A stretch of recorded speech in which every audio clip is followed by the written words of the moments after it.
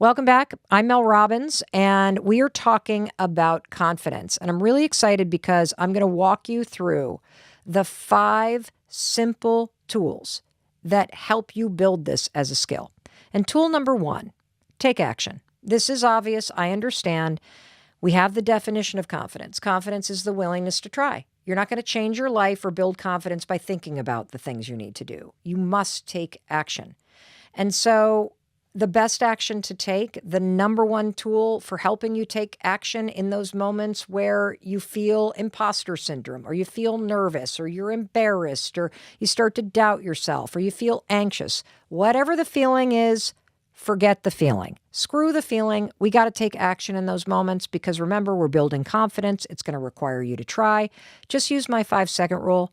I told you the whole story about how I created it, the science behind it, in the episode we released way back in the day called Motivation is Garbage. I'll link to that. But if you're brand new to the podcast, let me give you the shortcut. When you're in a situation where you start to doubt yourself, you're just going to count backwards, 5, 4, 3, 2, 1, and then you physically move within 5 seconds. So here's how you can use it. Heather's talking about the fact that she wants to build confidence in this new role where she's been promoted. There are things that she needs to do as a new leader, but she doesn't have the competency yet. Instead of thinking about those things, she can use the 5-second rule, 5, 4, 3, 2, 1, to interrupt that self-doubt, which is right there in the interior part of your brain and your basal ganglia. It's a pattern to doubt yourself. And as you start counting backwards, 5, 4, 3, 2, 1, your mind switches gears and your prefrontal cortex gets involved. And that's the part of the brain that controls your focus. It helps you interrupt thoughts and feelings of self-doubt. And it draws the part of your brain that will help you take action, will help you engage in strategic thinking, will help you encode new behavior and habits. It will help you tap into your courage. That's it. That's all that it is. For Alex, who is surrounded by all these high achievers, the next time she's sitting in a classroom and she has something that she wants to share, instead of shrinking in her seat, she's going to try. And the 5-second rule is going to help. 5, 4, 3, 2, 1. And then she's going to shoot that hand up in the air because you know what? Alex has something to say.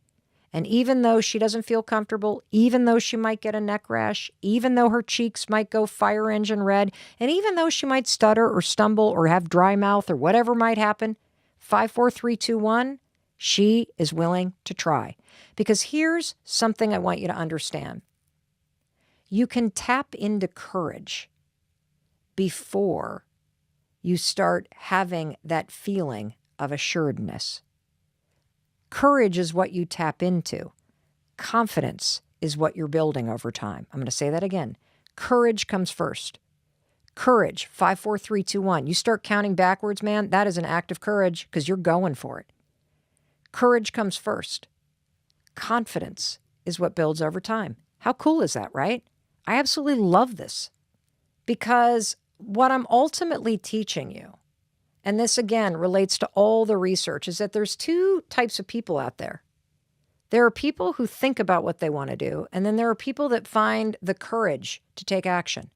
And that's what I want for you, because you're not going to think your way out of fear or doubt or insecurity. You're not going to think your way through your fears and anxiety. The fact is, you have greatness inside you, and I want you to start tapping into it. It's only through action that you unlock that power inside you and you become the person that you're meant to be. I mean, that's how I've created the life that I have now. If I didn't learn how to 5, 4, 3, 2, 1, push myself to try, I'd still be sleeping in a bed, staring at the ceiling, consumed with anxiety, feeling like I had ruined my life. That's how you change your life. You have to take action over and over and over again. And so I think you get this. You get that you're not going to change or build confidence by thinking about doing this. 5, 4, 3, 2, 1, stop thinking and start taking some risks. Start trying. Put a bet on yourself. Let's frickin' go. Now let's do rule number 2. Rule number 2 is if you personally just tremble in your boots when you think about doing the things that you'd love to do. Let's get back to you. Let's get selfish. What is it that more confidence would have you be doing differently? When you think about those things, speaking up at work, launching your business, tackling your health issues, putting your online dating profile up and getting yourself back out there because you're ready and you've healed and the heartbreak is over and you're ready to have some fun again.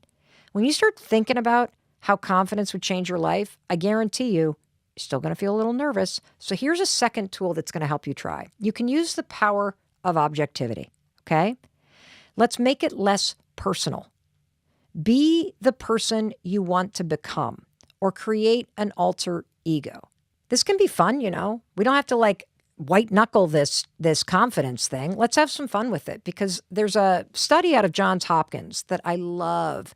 And it's about letting go of self-doubt. And the study suggests that when you use an alter ego or you create a vision of the future you, the person you want to become, it gives you distance from the scaredy cat you who's never done this thing before. So ask yourself, what I always ask myself? I go, well, what would The Rock do in this situation? I just love Dwayne Johnson, The Rock. I constantly use him as my avatar when it comes to confidence. What would The Rock do in this moment? And I always get an answer, and it feels less personal. Because you and I are friends, you can use The Rock, you can use me. What would Mel do if you're feeling unsure and you want to tap into the confidence that you kind of pick up on from me? And this also taps into an entire body of research that I talk about a lot on the Mel Robbins Podcast, which is behavioral activation therapy. Decades of research show that when you start acting like the person you want to become in the future now, in your present life, it's one of the fastest ways for you to change your mindset, for you to create new habits. Why? Because when you start acting like the person you want to become in the future, you start acting like that person today, what are you doing? You're trying. You're trying to act like the future you would act. So let's go back to our first question. Heather, when she acts like the Heather 2 years from now, who's now gotten another promotion because she just slayed it in this role, the Heather today is trying to be the Heather she wants to become. Isn't that cool? Alex sitting in the classroom, surrounded by all these high achievers. When she acts like the Alex she wants to be 2 years from now, who's earned her doctorate, who is one of those high achievers, who is a bit more vocal, who is able to express her ideas, when she acts like that version of herself now, what is she doing? She's trying. How cool is this? It all just ladders right back to the research. That's why you can trust what I'm telling you. Another tool that you can use to build the skill of confidence is prepare. Because the more that you practice something, the more you're trying and the more competent you're going to be. So if you are nervous and you can't shake the nerves, double down on preparing. That's right. Do rehearsals. Run through it. Why? Because every time you rehearse something, you're trying it, and it gives your mind and your nervous system the ability to lower the stress because your mind and your nervous system have prepared so you know what's coming. See, practice doesn't make perfect. Practice prepares you. And what's one other thing about practice? What's the first thing that you learned about confidence? Again, I come back to the definition. It's the willingness to try. That's how you put the definition into life, by practicing, preparing for something, practicing something over and over and over, whether you're, like the Williams sisters, who literally stood there and hit balls and hit balls and hit balls and hit balls and hit balls before they were even allowed to enter a tournament. What were they doing? They're building the skill of confidence. You want to be confident? Prove it by preparing. I use this all the time. A lot of people, I laugh you see me get in front of a YouTube camera, or you see me walk onto a stage, or you listen to one of my audiobooks and you're like, how do you do that? I've prepared, because when you're ready, just think back in your own life. Think about those moments in high school or college where you weren't prepared for the test. How nervous were you? You You were shaking in your boots. You couldn't even concentrate. You knew walking into the test that you were screwed.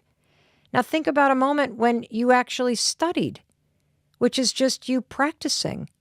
You feel calmer, more assured. Why? Because you were willing to try by sitting in the stacks in the library instead of going out and cracking open the books. And that's what I'm talking about. This is something you build. Let me tell you about tool number 4. I love this. This is a mindset reframe. Because you got the 5-second rule, you've got the power of objectivity. What would Mel or The Rock do? You've got preparation. And now let me give you a mindset trick. I love this. I tell myself all the time why it's worth trying. The reason why I tell myself why it's worth trying. Why is it worth trying something if I'm only going to fail? Why is it worth going for it if I can't make my dreams come true? I'll tell you why. Because everything that you do in life is preparing you for something that hasn't happened yet.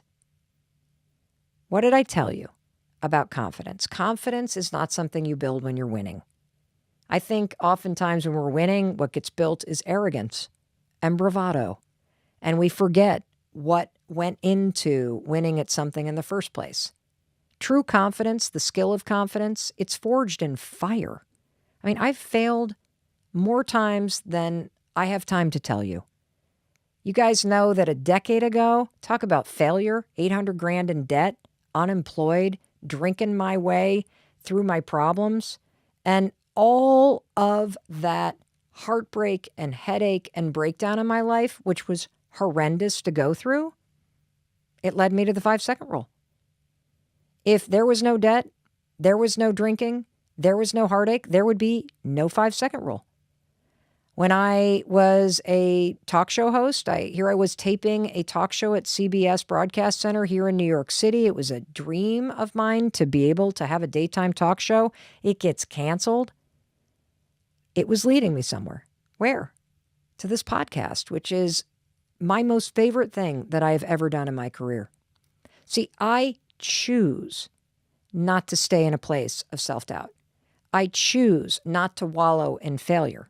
Because I know that life is always preparing you for something. And I know that your greatest failures, your biggest heartbreaks, they always teach you the most important lessons in life. You know, and I keep getting questions from you guys. Mel, oh my God, you're so confident. Like, what? You're 54 years old. You keep reinventing yourself. You keep trying new things like this podcast. What is it inside you, Mel? What is it inside me that makes me take all these risks, that makes me constantly try new things, that makes me willing to fail, to do something embarrassing or even disastrous? I'll tell you what it is. I want to get as much out of this life as I possibly can. And if you look at the math, I'm halfway through it. And it scares me to think that I could be on my deathbed and look back on my life and say, I wish I had tried that. I wish I had had the confidence to try that.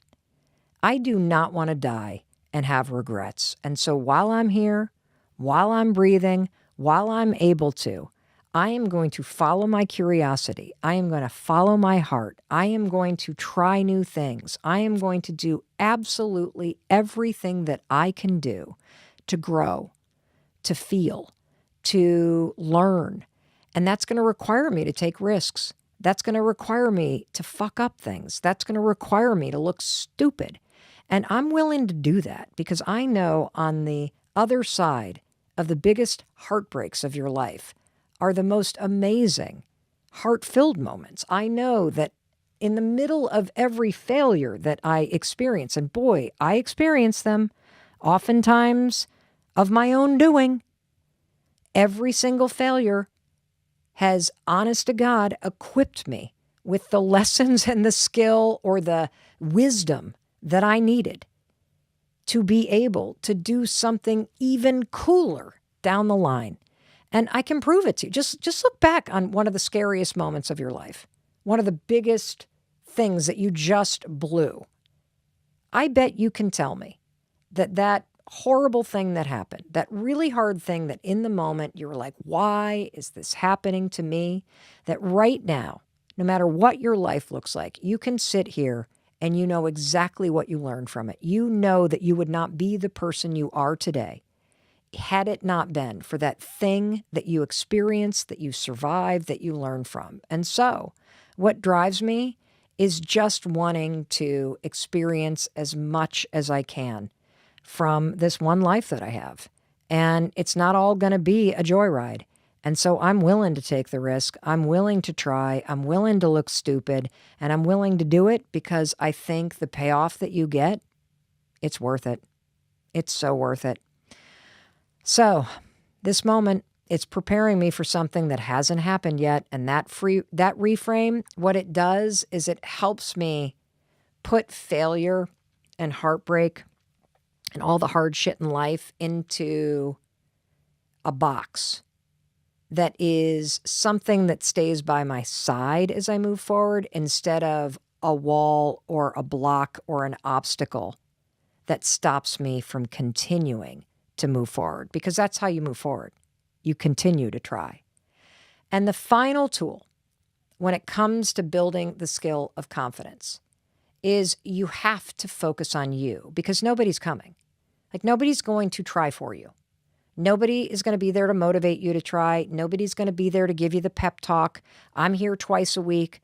It really is my mission that these episodes and our relationship through this podcast is one where you feel empowered and encouraged and you're reminded of who you are, that this is like a little reset, a pep talk, that you get the tools and the encouragement and the high five that you need. But ultimately, it's up to you. And you got to learn how to stop looking at the world around you and what everybody and their mother is doing. And you got to look right back in the mirror, because you are the one person that you're going to spend your whole life with. And it's time that you start to focus on that person and getting into a better relationship with that person called you. It's all about confidence today. When you have more confidence, you get paid more, you will have a better job, you will be more admired by people, you will be listened to with more intention, you'll have greater influence. This episode is for all of us because I'm going to unpack the 3 myths that are related to confidence